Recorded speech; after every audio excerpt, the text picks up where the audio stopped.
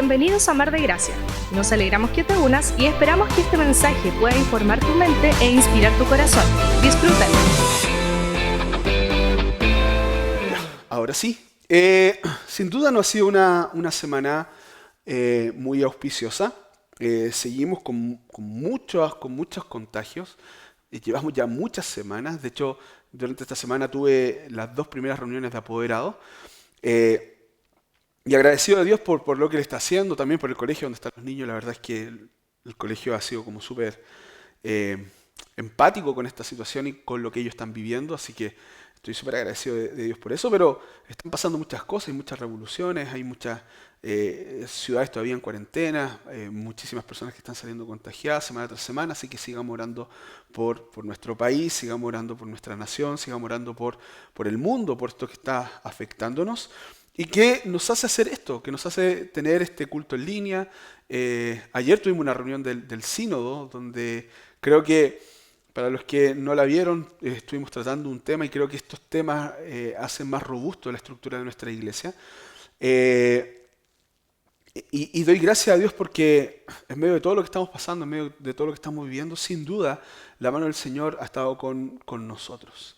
Y la semana pasada, justamente, en medio de todas estas cosas que están pasando y que han convulsionado nuestra vida, de alguna u otra manera, nosotros empezamos esta nueva serie de mensajes jueces. Y un poco vamos a ver hoy día este tema, cuando Dios deja de ser rey. Y nosotros tenemos muchas posibilidades, hay muchas posibilidades que Dios deje de ser rey en este tiempo. No porque Él deje de ser rey, Él siempre es rey, ¿sí? Él siempre es el rey soberano. Pero para nosotros, Él deja de ser rey. Él deja de ser el soberano sobre nuestras vidas. Es todo un proceso el que nosotros vivimos, porque yo les decía, Él nunca deja de ser rey. Sin embargo, Él entonces viene donde sus hijos para que nos demos cuenta que Él nunca dejó de ser rey. Y eso es lo que nosotros vamos a mirar un poco hoy día. ¿Qué está pasando acá? Y un poco para contextualizar. Justo antes de Jueces, ¿sí? Se encuentra el libro de Josué, que nosotros lo estudiamos. Josué tiene 2 tramas. Una tiene que ver con la fidelidad de Dios al cumplir su promesa a Abraham, ¿sí? Esa promesa la cumple fielmente. Y la segunda trama tiene que ver con el fracaso de Israel al no expulsar a todos los habitantes de la tierra.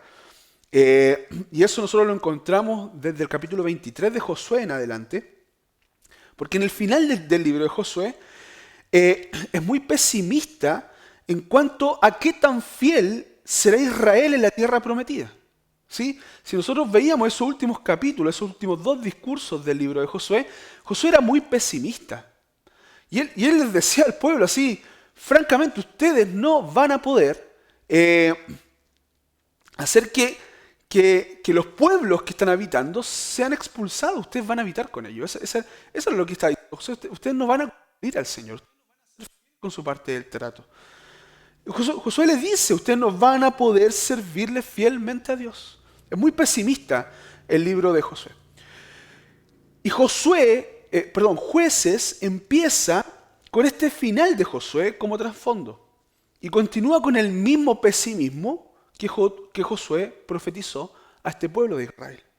Relata cada vez cómo la infidelidad está siendo peor en Israel y en la tierra que Dios por gracia les había extendido, les había regalado, a pesar de la rebelión constante del pueblo de Israel.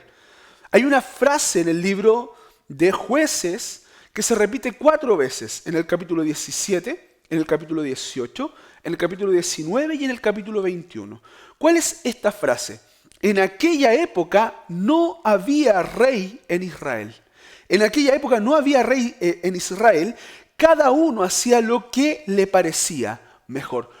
4 veces en este libro, y esta frase es la que de alguna manera nos relata la historia de Israel en el libro de Jueces. No había rey en Israel y cada uno hacía lo mejor que le parecía. ¿Sí? Esta es la razón por el comportamiento de la gente. Cuando encontramos una frase repetida en el texto bíblico, nosotros debemos prestarle atención, debemos prestarle mucha atención. No es una cosa normal que una frase sea repetida exactamente igual por 4 veces en un libro. hay algo que el autor quiere dejarnos en claro. ¿Qué está tratando de decirnos el autor? Y Dios, ¿sí? Con respecto a esto. ¿Por qué es tan importante esta frase que se repite por 4 veces? Y para eso tenemos que regresar a los primeros 5 libros del Antiguo Testamento. Lo bueno es que toda Mar de Gracia ya está perito en el Pentateuco. Porque ahí es donde nosotros encontramos la respuesta a esto. De hecho, en estos 5 libros, Moisés habló 2 veces de un personaje real, de un rey, utilizando un lenguaje poético. Ese rey vendrá en lo que sería para nosotros los últimos días. Eso es lo que está diciendo en Génesis 49. Dice que esa persona vendrá de Judá y será como un león con un cetro. Y el cetro, dice, no se apartará de Judá ni de entre sus pies el eslabón de mando hasta que llegue el verdadero rey, quien merece la obediencia de los pueblos. En Números 24:17 dice que será una estrella que procede de Jacob y que vencerá a los enemigos de Israel. También los versos 7 y 9 contienen lenguaje que habla de un rey y usa imágenes de león. Entonces el autor de Jueces indica que puesto que ese rey todavía no había aparecido, en Israel no había unidad ni fidelidad a Dios. Este libro de Jueces nos muestra la decadencia continua de la fidelidad de las tribus hacia Dios y nos enseña el tiempo de un rey futuro. Los reyes que Dios levantó después del tiempo de los jueces trajeron unidad, porque todas estas tribus le dieron su lealtad. ¿Quién será ese rey que nos sanará y que nos hará serles fieles a Dios?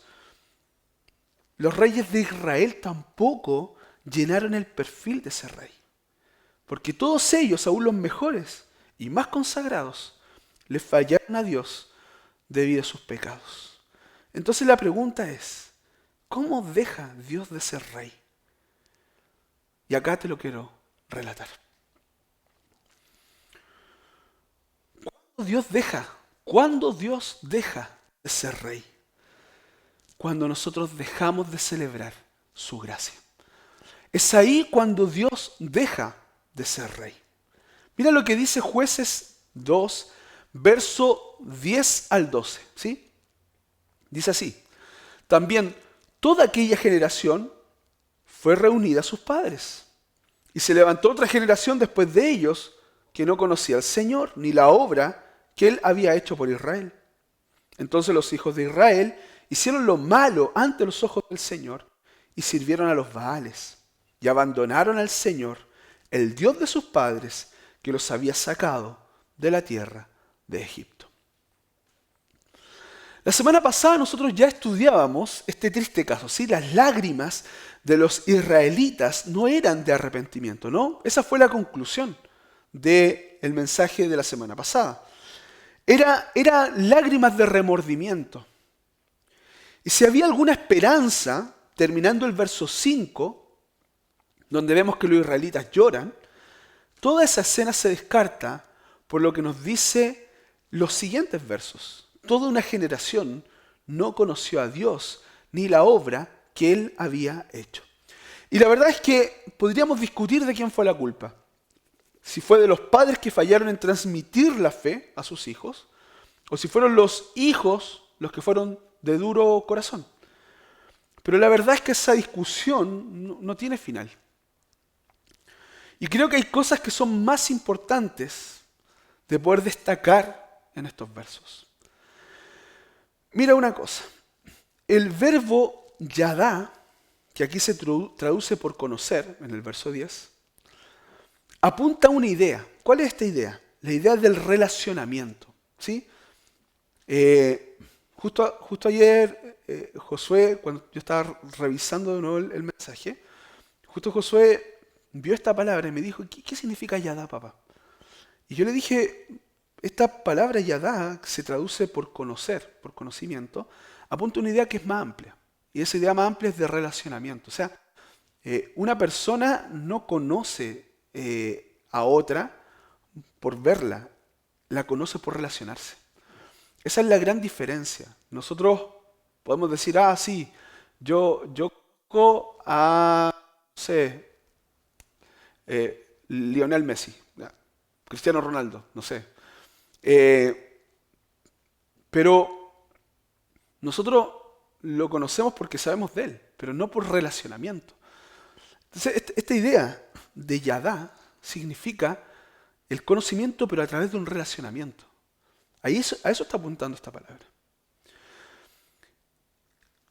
¿Y por qué es importante esta palabra? ¿Por qué es importante comprenderla? Porque lo que nos dice el texto bíblico es que Israel se olvidó de Dios. ¿Sí? Se olvidó del Señor. Y es difícil que este pueblo se haya olvidado del Señor. Así como, me vino amnesia, ya no sé quién es Dios. No me cabe eso en la cabeza. No es una explicación lógica. Uno no se olvida simplemente. No le da amnesia a todo un pueblo al mismo tiempo y ya se olvidaron de quién era Dios. Esta generación no creo que haya olvidado por lo menos las 4 historias más significativas del pueblo de Israel. Salir de Egipto, cruzar el desierto hacia la tierra prometida, el mar, tomar posesión de la tierra de Canaán, las luchas que tuvieron son muy recientes, e incluso la división de las tierras, porque el capítulo 1 de Josué nos habla de la división de la tierra. No es posible que esta generación le haya dado amnesia repentina y que hayan borrado todos los registros de las cosas que les pasó a este pueblo. No es a los Men in Black donde uno ve una lucecita y se olvidó de todo. No existe Men in Black, no existen los hombres de negro, menos en esta fecha. Entonces la pregunta es, ¿a dónde está apuntando esta descripción? Aquellos, y ahí es donde está apuntando, a que ellos habían dejado de relacionarse con el Señor de la historia. Y cuando lo hacemos, Él deja de ser rey. ¿Pero por qué deja de ser rey? Quiero mostrarte esto de manera muy concreta, porque esta idea se utiliza de una manera muy romántica. ¿Sí? Mira, sí, el Señor deja de ser rey. Ya, pero ¿qué significa en concreto? ¿Qué significa en concreto que Él deje de ser rey? Tratemos de explicarlo, ¿sí? Ok, mira, Dios hizo algo grande con este pueblo, ¿sí? Éxodo nos muestra cómo este pueblo está esclavizado y cómo Dios los libera de Egipto, dejando en claro que el primogénito debía morir por los suyos. Esta fue la última plaga para que el faraón dejara ir al pueblo de Israel. Es una sombra de lo que Cristo hizo, ¿no? Ya lo estudiamos. Es lo que Cristo hizo con nuestras vidas, ¿ok? Entonces, al igual que en el Éxodo, Él nos libera de la esclavitud del pecado para que nosotros nos relacionemos más con Él y dejemos la esclavitud. Y dejemos los ídolos a los cuales estábamos acostumbrados a adorar y con los cuales nosotros tratábamos de darle coherencia a nuestra vida. ¿Para qué? Para que Él sea la coherencia de nuestras vidas, para que Él sea el rey de nuestras vidas. Y eso implica un cambio de visión en nuestra manera de ver el mundo a través de un relacionamiento. A través de un relacionamiento con Dios. ¿Dónde empieza esto? Ahí, en nuestra salvación. Porque el Evangelio lo cambia todo. Pero ¿cuál es nuestro problema? Generalmente vemos el Evangelio como la puerta de entrada a una nueva relación con Dios. Entonces asociamos el Evangelio a cuando nos predicaron por primera vez y por acción del Espíritu Santo nos convertimos en hijos. ¿Sí? Mira, eso está bien. Ahí comienza para nosotros. Pero el Evangelio es más que la puerta. El Evangelio es más que ese primer momento donde te predicaron la palabra. El Evangelio es más que solamente esa puerta de entrada. Es más que cuando te predicaron, porque de tal manera amó Dios al mundo que ha dado su Hijo unigénito para que todo aquel que en él crea no se pierda, mas tenga vida eterna. Es mucho más que eso. Pero nosotros asociamos al Evangelio solamente a ese acto único en nuestra historia. El Evangelio es mucho más que la puerta, es el camino por el cual nosotros miramos la vida completamente. Eso significa que Dios se enseñorea de nuestra vida. Dios es el rey de nuestra vida. Porque usted podría decir, oh, mira, el Señor se enseñoreó. Sí, antes el pecado se había enseñoreado sobre tu vida. Lo que Dios está haciendo ahora, Él es ser el rey de tu vida. Él es el camino por el cual nosotros miramos la vida completamente. Pero ¿cómo adquirimos esa mirada? La Biblia nos habló de una caminata, de un relacionamiento con Dios. Porque esa medida que caminamos por el Evangelio y lo vamos conociendo, entonces vamos adquiriendo una comprensión del mundo a través de los ojos de Dios. Vamos trabajando en nuestras costumbres, en nuestra manera de pensar la vida, en lo que anhelamos y por qué lo anhelamos. Muchas veces esto crea tensión, porque te vas dando cuenta hacia dónde está direccionada la gloria. Y nos cuesta, obviamente, pero Dios nos equipa para ir reaccionando a la realidad e ir apreciando cada vez más a Cristo y su eterna obra en nosotros como hijos. Entonces, mientras más nos relacionamos con Dios, más celebramos su gracia. Mientras más nos relacionamos con Dios, más celebramos su salvación. Mientras más celebramos la gracia de Dios, más celebramos su reinado sobre nuestras vidas. Porque vamos entendiendo y comprendiendo nuestra vida a través de lo que Él nos dice, a través del Evangelio. Vamos mirando la vida, vamos entendiendo lo que está pasando. Vamos viendo cómo actuar a nuestro alrededor, nuestras costumbres van cambiando. ¿Se dan cuenta? ¿Qué fue lo que pasó con Israel? Esto fue lo que pasó con Israel. Se olvidaron de Él. No se relacionaron más con Él. No lo miraron más. Mira, te pongo un caso bien concreto. Pablo escribe una carta. Y este caso es bien concreto para mostrarte cómo Dios es rey sobre nuestra vida y cómo nosotros debiéramos tener un cambio de visión en nuestra vida. ¿Sí? Pablo escribe una carta a una iglesia, a la iglesia de Éfeso. Él está preocupado porque Roma es una cultura pagana, ¿sí? Tal como la nuestra, con prácticas completamente opuestas a cómo Dios había definido la vida. Sus prácticas eran aberrantes, al igual que nuestras prácticas, aberrantes, que no tienen nada que ver con cómo Él diseñó la vida. Entonces Roma tenía este concepto del pater familia o del pater patria, ¿sí? Y esto estaba socavando a las familias romanas que estaban caminando con Dios, pero con la tensión de cómo vivir la vida. ¿Ok? Esta es la escena. Una familia romana, ponte en la cabeza, una familia romana con costumbres romanas, con el costumbre del pater familia, ese hombre que está sobrevalorado en todo. Y de donde provenía todo, seguridad, y donde todos tenían que servirlo. Entonces esta familia conoce a Cristo. Y son transformados. Entonces empieza esta tensión. ¿Cómo vivo? ¿Con las costumbres romanas o con las costumbres del Evangelio? Está la lucha, ¿sí? Está la lucha. ¿Por qué? Porque hay cosas que tú has adquirido y que tú haces innatamente. Pero por otro lado, nosotros nos encontramos con una ética mucho más grande. Esta ética del cielo. Esta ética del Evangelio. Que transforma el cómo nosotros vemos la vida. Entonces, para esta familia romana, ¿cómo es la cosa? ¿Vive según los parámetros del pater patria, del emperador, o vive según los parámetros del rey de la historia? Ahí se crea la tensión, ¿sí? Me gustaría tenerlos acá para mirar sus caras, pero espero que vayamos. No estoy diciendo que usted no comprenda, es que yo de repente soy muy enredado para explicar, pero espero que vayamos bien, ¿sí? Vamos. Entonces, Pablo tiene una preocupación por esta familia. Obviamente, es una familia que está adquiriendo recién los principios del Evangelio. Entonces necesitan vivir la vida de otra manera. ¿A través de qué? De un relacionamiento con Dios. De cómo el Señor se enseñorea sobre sus vidas, cómo Él es rey sobre su vida. Y tiene que desechar la cultura pagana. Entonces Pablo, frente a esta tensión, les dice en el capítulo 5 a esta familia: vivan para el Espíritu. O su símil, sean llenos de toda la palabra del Señor. Maravilloso. Ok, ya. Vivan para el Espíritu. Seamos llenos de la palabra del Señor. No nos quedemos en el romanticismo. La Biblia es mucho más concreta que lo romántico que nosotros podemos ser. Entonces, ¿qué dice la Biblia? Dice esto: sean llenos de la palabra del Señor, sean llenos del Espíritu. Vivan diferente. Vivan como el rey de la historia les dijo que tenían que vivir la vida. Nosotros necesitamos tener esta caminata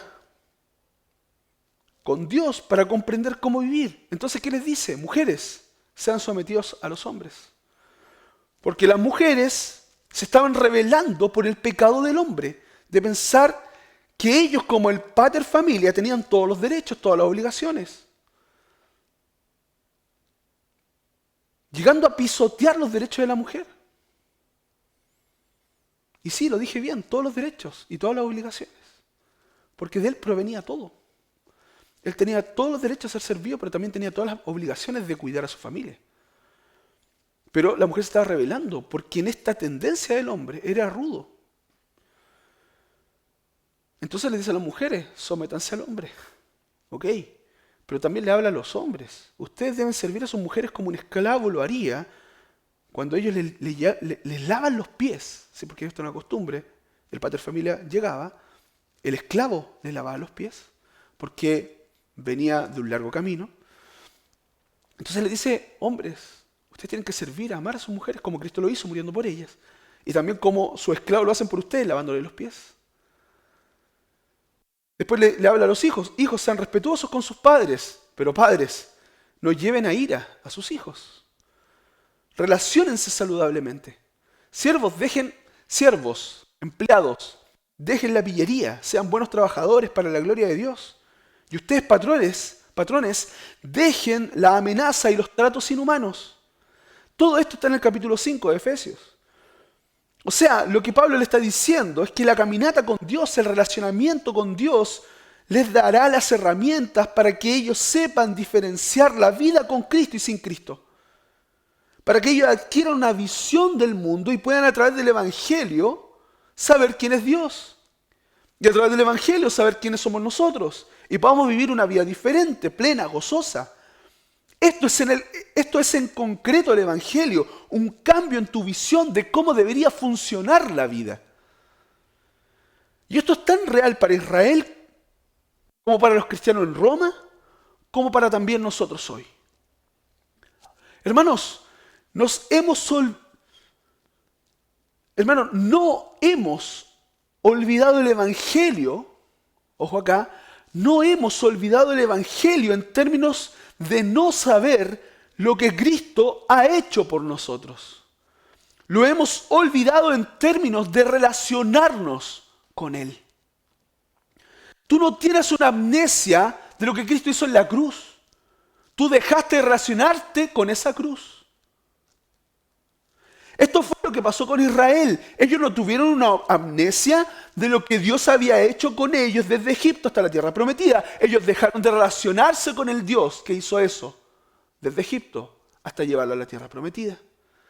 Toda una generación olvidó la importancia de un relacionamiento con Dios. Dejaron de celebrar la gracia de Dios. Dejaron de entender la vida en función de Dios. Demostrar la gloria de Dios y de la gran diferencia que era en términos éticos y morales servir a Dios. Ellos dejaron de caminar con Dios, dejaron de entender el mundo que les rodeaba desde la perspectiva de su Salvador y lentamente lo abandonaron y dejaron de recordarlo y empezaron a coquetear con otras formas de vida, con otras fuentes de identidad. Y nadie ya conocía a Dios. Ellos olvidaron el Evangelio. Y déjame preguntarte a ti. ¿Y tú qué tanto te recuerdas del Evangelio? Dime cómo el Evangelio ha hecho la diferencia en esta pandemia. ¿Cómo el Evangelio ha hecho la diferencia en tu teletrabajo? ¿Cómo el Evangelio ha hecho la diferencia en tu matrimonio? ¿Cómo el Evangelio ha hecho la diferencia en tu esperanza? ¿Cómo el Evangelio ha transformado tu hogar? ¿Cómo el Evangelio ha hecho la diferencia en cómo vives la vida? ¿De verdad el Evangelio ha hecho alguna diferencia o te has olvidado del Evangelio? Eso significa el reino de Dios sobre tu vida. Pero nos olvidamos de relacionarnos con Él y Él deja de ser rey. Esto fue la segunda cosa que le pasó a Israel. ellos empezaron a coquetear con otros dioses. Jueces 2, verso 12 al 13 dice así: y siguieron a otros dioses de entre los dioses de los pueblos que estaban a su alrededor, y se postraron ante ellos y provocaron la ira del Señor. Y dejaron al Señor y sirvieron a Baal y a Astarot. No relacionarnos con Dios nos lleva a una pérdida de cosmovisión. Este es uno de los problemas más tristes de nuestra historia. El pueblo de Israel, por no obedecer a Dios, tuvo un gran precio que pagar. Dios dejó entre ellos a sus habitantes y pasaron a ser una cultura uniforme, de una cultura uniforme a una cultura pluralista. Entender esto es muy necesario. El Centro de Estudios Públicos, CEP, hablando de la tensión de la cultura pluralista, dijo esto: al pluralismo se opone la uniformidad. La idea de que sería mejor una sola cultura global, regida por algún principio universal, como la razón científica, o una fe religiosa, o la ideología secular de un partido único. Al contrario, el pluralismo afirma y da expresión al principio de la diversidad de los valores, las culturas, los dioses y los modos de vida. Supone una visión abierta frente a la historia, las historias, de las civilizaciones y una celebración de la variedad, como en la oración hebrea. Acepta, por tanto, en el seno de la sociedad, en las esferas públicas y privadas, una coexistencia pacífica de diversidades no solamente toleradas, sino acogidas, celebradas y expresadas. Esta es justamente la tensión que vivió el pueblo de Israel y la gran tensión que nosotros vivimos ahora. Porque no estamos dentro de una cultura uniforme.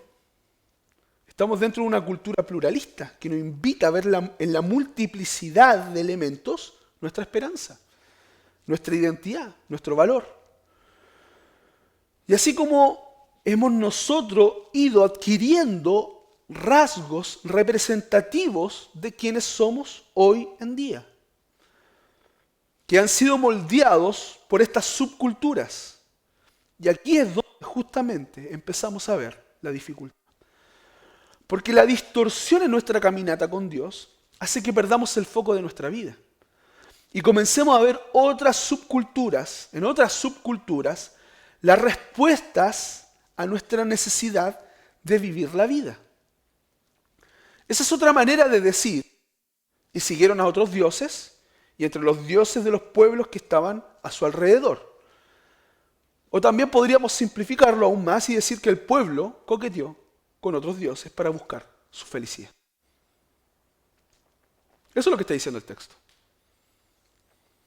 Oh, el pueblo de Israel fue delante de otros dioses. Tú y yo también lo hacemos. Porque en el fondo es esto. Cuando tú dejas de ver la vida por la óptica del Salvador, por la óptica de Cristo, por la óptica del Evangelio, tú empezaste a seguir a otros dioses que te van a mostrar cómo vivir la vida. Si nosotros nos fijamos en la cultura politeísta de los pueblos paganos, nos damos cuenta que ellos tenían dioses para todo. Ese fue el caso de Egipto, por ejemplo, que ya lo estudiamos, que tenían dioses, por ejemplo, para la felicidad. Quería ser feliz, ahí tenía un dios. Para el dinero, la propiedad económica, ahí tenía un dios. Para la agricultura, una cosa demasiado importante para la época, ahí tenía un dios, sírvelo. Para la salud, ahí tenía un dios, ahí está el dios de la salud, anda. Y así podríamos seguir. De la sexualidad, ¿quieres tener una vida sexual placentera? Ahí está tu dios. Síguelo, ríndele frutos, tributos. Y así podríamos seguir. Porque de verdad, para todo lo que nos podemos imaginar, había un Dios diseñado a la medida. Lo interesante de esto es que ninguno, y eso es muy loco, ninguno de estos dioses reclamaba exclusividad absoluta. Todas estas corrientes, todos estos dioses habitaban y coexistían de manera pacífica y hasta armoniosa. Y cada cual diseñaba su vida espiritual, cada persona diseñaba su vida espiritual en la medida en cómo querían que fuera su vida. Imagínate un supermercado donde están todos los ídolos. Ah, mira, yo quiero un poquito de esto, un poquito de esto, un poquito de esto, lo echo todo a la canasta del supermercado, lo pago, ¿sí? Y ahí está mi vida. Entonces era un poco de este Dios de negocios, un poco de este Dios de la salud, un poco de placer, un poco de diversión, un poco de familia, y ya está. Y así miraban la vida. Ellos mezclaban y combinaban a sus dioses. ¿Para qué? Para poder tener una vida. Entonces, para el paganismo no es problemático el Dios de Israel.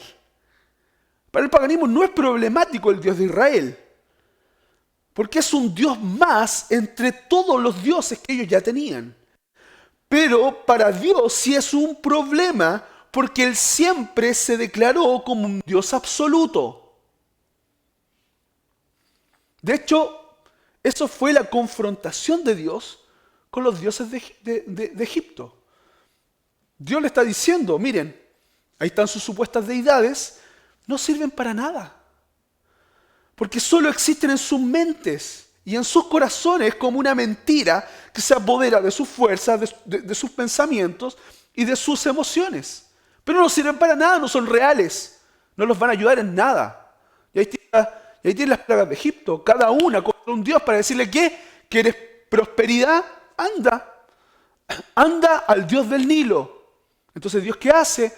Le pone una plaga al río Nilo y el Dios no puede aplacar la ira por la plaga, porque no sirve, no es real.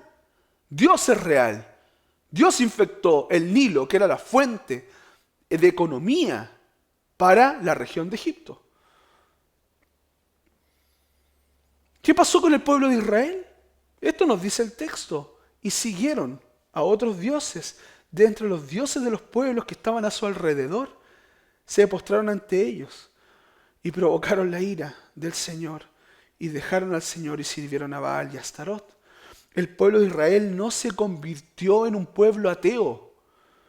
No es eso lo que pasó. El pueblo de Israel pasó a ser de un pueblo monoteísta a un pueblo politeísta en una cultura pluralista. ¿Se dan cuenta de la diferencia?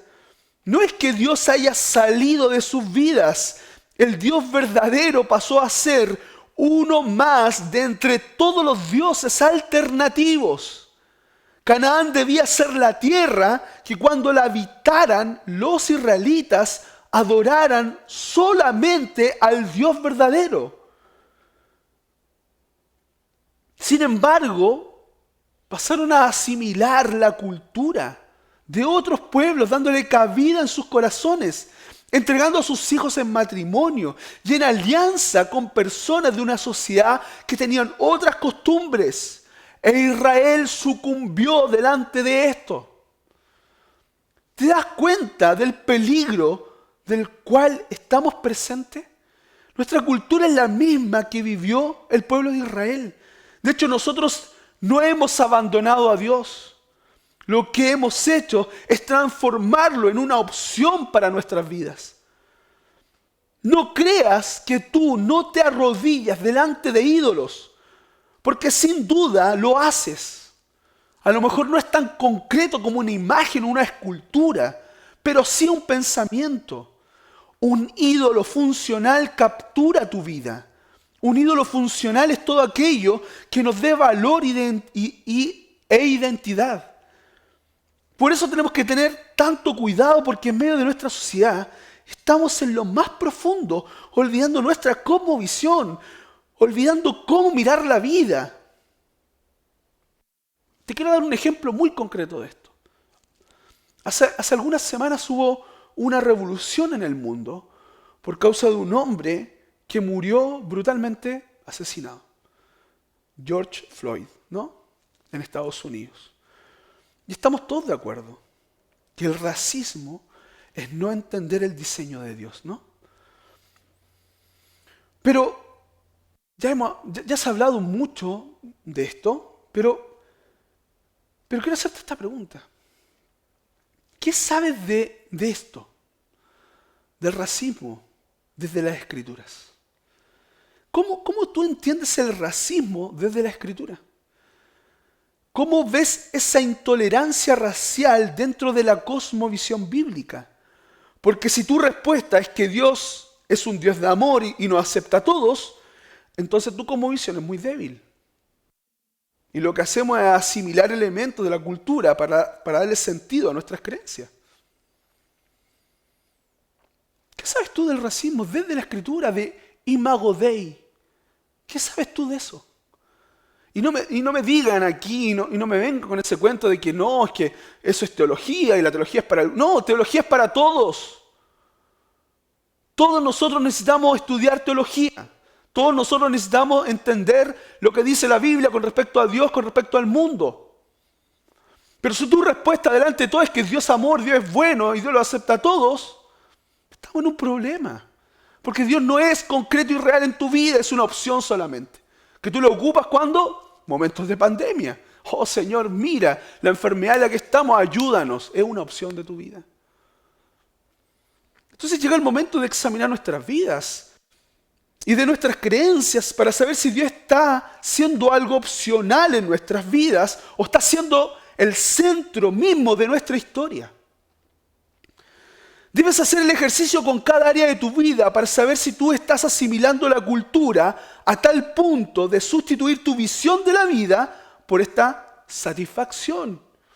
Yo ojo con una cosa, no estoy diciendo que vivamos en una burbuja completamente ajeno a lo que pasa a nuestro alrededor. Lo que estoy diciendo es que tienes que vivir en esta cultura entendiendo el señorío de Cristo sobre tu vida.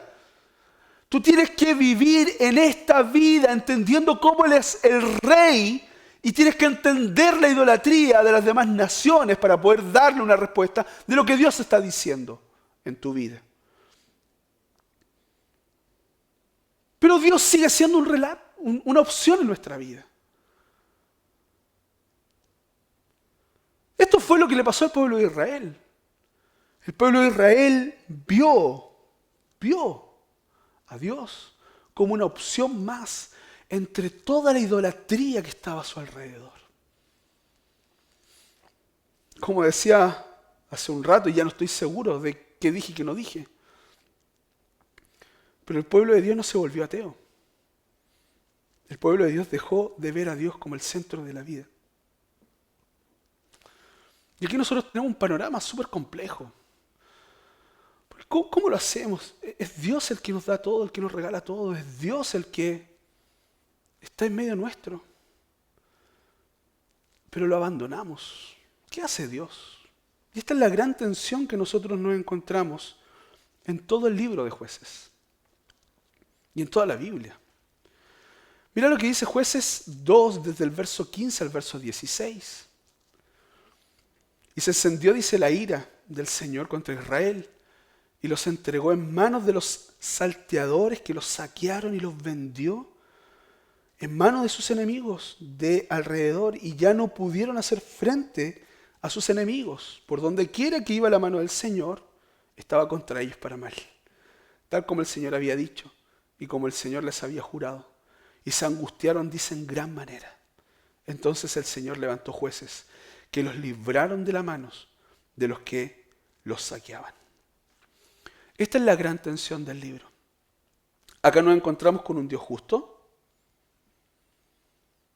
que en su justicia pone en manos de los salteadores y enemigos para que sufran las consecuencias de su desobediencia. Esto era lo que se merecía Israel. Ellos fueron desobedientes. ¿O qué querían? ¿Qué esperábamos? Mira, incluso si tú en medio de tu desobediencia, tú esperas que Dios no aplique su disciplina con tu vida, tú no estás asimilando una cosmovisión cristiana. Tú estás asimilando una cultura que te enseña de que Dios es bueno, que Dios es amor y que no va a permitir nada malo contra tuyo. Pésima cosmovisión, débil cosmovisión. Esto es lo que se nos olvida con frecuencia de Dios, porque hemos asimilado tanto esta cultura que nos muestra solo a Dios amándome, entregándose, que se nos olvida mucho de los atributos de quién realmente es Él. Israel pecó y su paga fue su disciplina. Pero Dios tenía esta disciplina controlada. Esto es lo más maravilloso de este texto. De verdad, esto cuando lo leo me saca. Porque somos sus hijos. Él no busca nuestra destrucción. Él busca nuestro aprendizaje. ¿Cómo notamos esto acá? ¿Cómo notamos esto aquí? ¿Cómo notamos esta misericordia de Dios en este texto? En esta parte. Dice que entonces el Señor levantó jueces que los libraron de la mano de los que los saqueaban. Dios no está buscando tu destrucción en medio de una disciplina. Dios está buscando restaurar tu corazón. Acá está el otro gran atributo de Dios. Un Dios de amor, un Dios misericordioso, que justamente cuando su pueblo se angustiaba, entonces se levantó de la nada a un juez, un líder tribal, para salvarlos, para librarlos de la mano de sus enemigos. Cada vez que el pueblo era disciplinado para que entendieran lo que estaban haciendo, y dice que el texto, ellos se angustiaban, entonces Dios en su amor, ¿qué hacía? Levantaba a un juez para que fuera a salvar a su pueblo de la mano de los opresores. Es una disciplina controlada de Dios. Él no busca tu destrucción. ¿Sabes por qué? Porque el amor de Dios busca utilizar todo este mundo caído. Y acá en esta historia específica de Israel, Él utiliza las naciones alrededor de Israel para llevarlos al límite. Hasta esos momentos donde parecía que todo estaba perdido, que todo no tenía más sentido, y su pueblo se diera cuenta de su necesidad de Él, de su necesidad de aprender a depender de Él, de su necesidad de vivir para Él. Dios disciplinó a este pueblo y lo llevó hasta el límite para que se dieran cuenta de que necesitaban aprender a depender solamente del Dios absoluto, del Dios real.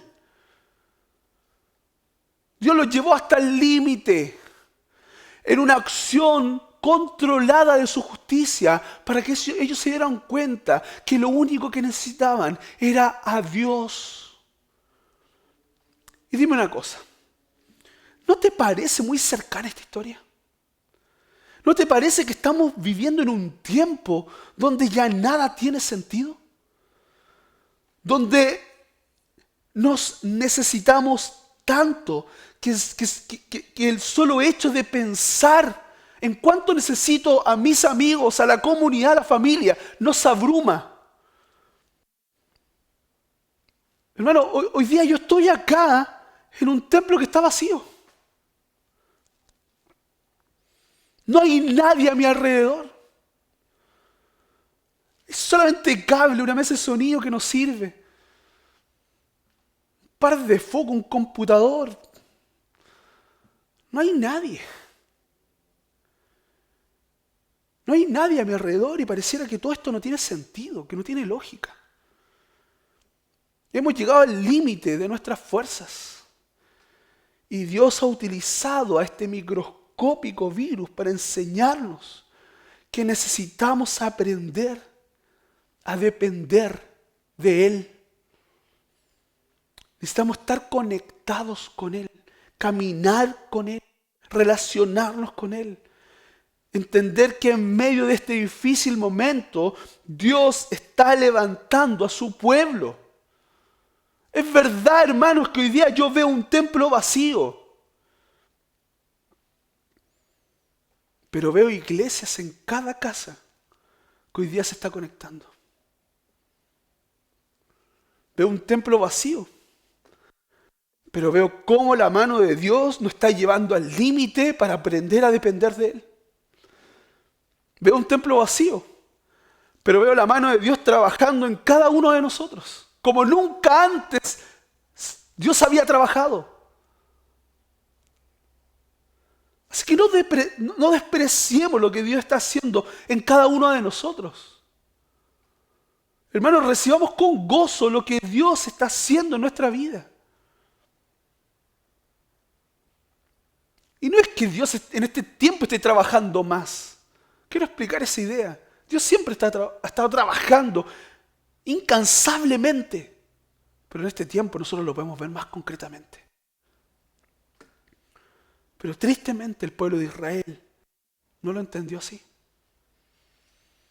Jueces 2, versos 17 al 19, dice: con todo no escucharon a sus jueces, porque se prostituyeron siguiendo a otros dioses y se postraron ante ellos.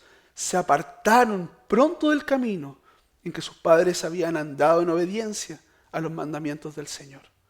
No hicieron como sus padres cuando el Señor les levantaba jueces. El Señor estaba con el juez y los libraba de la mano de sus enemigos todos los días del juez, porque el Señor se compadecía por sus gemidos a causa de los que los oprimían y afligían.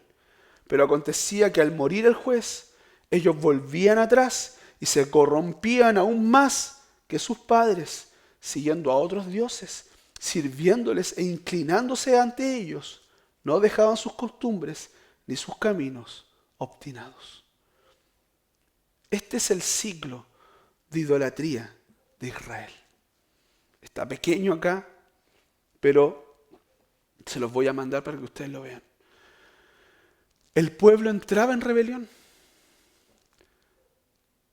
Había un castigo justo. Dios permitía que el pueblo rebelde fuera conquistado por las naciones que lo rodeaban. El pueblo se arrepentía, gemía. Entonces Dios mandaba un rescate a un juez y rescataba a su pueblo. Y cuando este juez desaparecía, entonces el pueblo se volvía a rebelar. Este es el ciclo de la idolatría de Israel. Es así como el pueblo de Israel vivía la vida. Y aquí nos damos cuenta de que nosotros necesitamos algo más. Porque finalmente, hermanos, todo se trata de Cristo. El libro de Jueces nos cuenta la historia de cómo el pueblo fallaba en cumplir ese pacto con Dios que hicieron al final del libro de Josué. ¿Se recuerdan ese pacto? No, nosotros vamos a servir a Dios. A través de la historia vemos cómo Dios los rescataba una y otra vez en su gran misericordia. Les decía las semanas pasadas que para entender este libro nosotros tenemos que entender estos 7 ciclos de idolatría. 7 ciclos de idolatría, donde el pueblo se rebelaba, se apartaba, Dios los disciplinaba, ellos gemían, Dios levantaba un juez, ellos andaban con Dios, desaparecía el juez, se rebelaban de nuevo. Este libro no solamente nos debe hacer reflexionar en cuanto a cómo nos parecemos al pueblo de Israel, imperfectos, pecadores, sino que también nos debe llamar a esperar el rescate final de Jesucristo. El único juez, el único salvador humano y perfecto redentor, eterno redentor, que nos restaura a un pacto perfecto que solamente Él puede sostener. Lo que nos muestra el libro de Jueces es que la idolatría termina cuando el rey se levanta. Y el rey se levantó en Cristo y su reino vino. Y hoy día nosotros podemos reaccionar a la vida porque este juez, supremo Señor, redentor de nuestra vida, se ha levantado a nuestro beneficio. Esa es su gracia sublime, inmerecida, pero que tanto necesitamos tú y yo. Que Dios nos ayude.